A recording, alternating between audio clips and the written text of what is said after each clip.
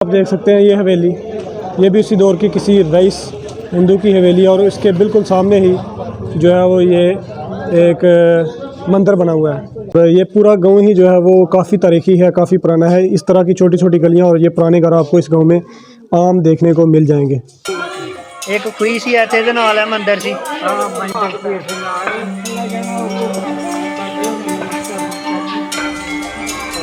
चलो मेहरबानी। तो ये गांव है जी जसड़, जो कि ज़िला नारवाल में आता है और इसमें बहुत सारी आबादी जो है वो यहाँ पर रईस जो सिख थे, हिंदू थे, वो यहाँ पर आबाद थे। ये एक गढ़ था उनका और ये मंदिर है और ये मंदिर भी उसी दौर का पार्टीशन से पहले ये बनाया गया है, ये देख सकते हैं आप।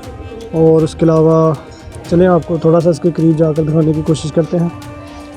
ये बिल्कुल उसी दौर की जो नानकशाही ईंट लगी हुई है, बारीक ईंट से बनाया गया स्ट्रक्चर आप देख सकते हैं। आप देख सकते हैं ये हवेली, ये भी उसी दौर की किसी रईस हिंदू की हवेली है और इसके बिल्कुल सामने ही जो है वो ये एक मंदिर बना हुआ है। और मंदिर के ऊपर जो उस दौर में जो मूर्तियाँ बनाई गई थी वो आज भी नज़र आ रही हैं। बिल्कुल आबादी के दरमियान आ चुका है ये, बिल्कुल इसके इर्द गिर्द जितने भी घर हैं वो अब आबाद हो चुके हैं। और ये इसी दौर की हवेली आप देख रहे हैं काफ़ी।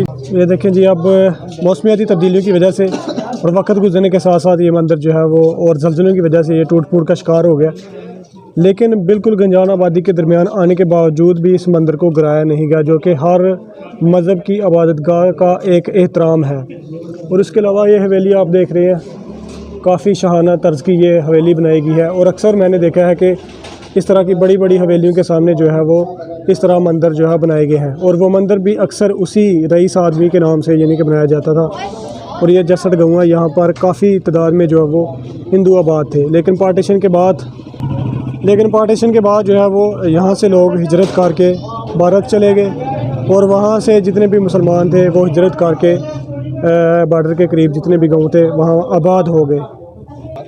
ये आप खिड़कियाँ देख सकते हैं। उसके अलावा ये दीवारों पर जो एक नक्शो नगार किया गया है ये आप देख सकते हैं। ये देखें जी, ये तकरीबन 2-3 मंजिला इमारत है।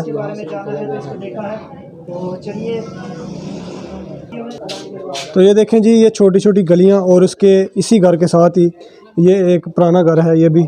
ये बिल्कुल जो है वो उसी दौर में बनाया गया था और ये पूरा गांव ही जो है वो काफ़ी तारीखी है, काफ़ी पुराना है। इस तरह की छोटी छोटी गलियां और ये पुराने घर आपको इस गांव में आम देखने को मिल जाएंगे।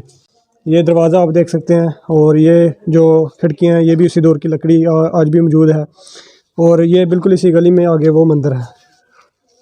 तो ये पूरा गाँव ही जो वो इसी तरह छोटी छोटी गलियों पर मुहित और पुराने घर और पुरानी जितनी भी चीज़ें हैं वो इस गांव में मौजूद है।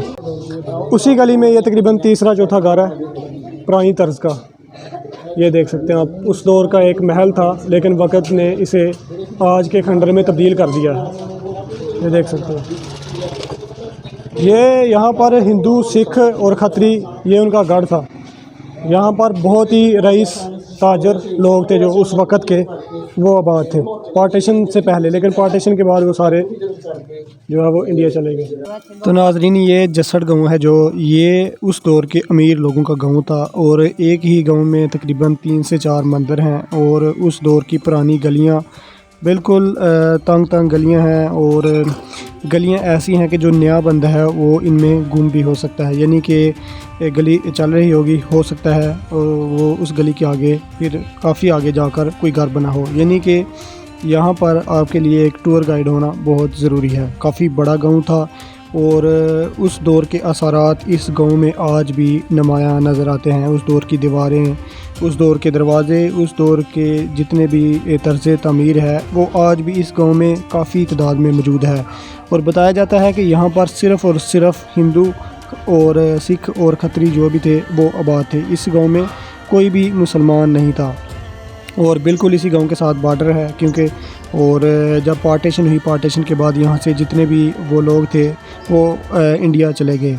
उस दौर के उनके जो घर हैं, उनके जो दुकानें हैं और जो बाज़ार हैं, उनका तमाम जितना भी सेटअप था वो आज भी यहाँ पर मौजूद है। लेकिन वक्त गुज़रने के साथ साथ काफ़ी खस्ता हाली का शिकार हो गया है। ये जो आप मंदिर देख रहे हैं ये तकरीबन तीसरा मंदिर हमें इस गांव में दिखाई दिया,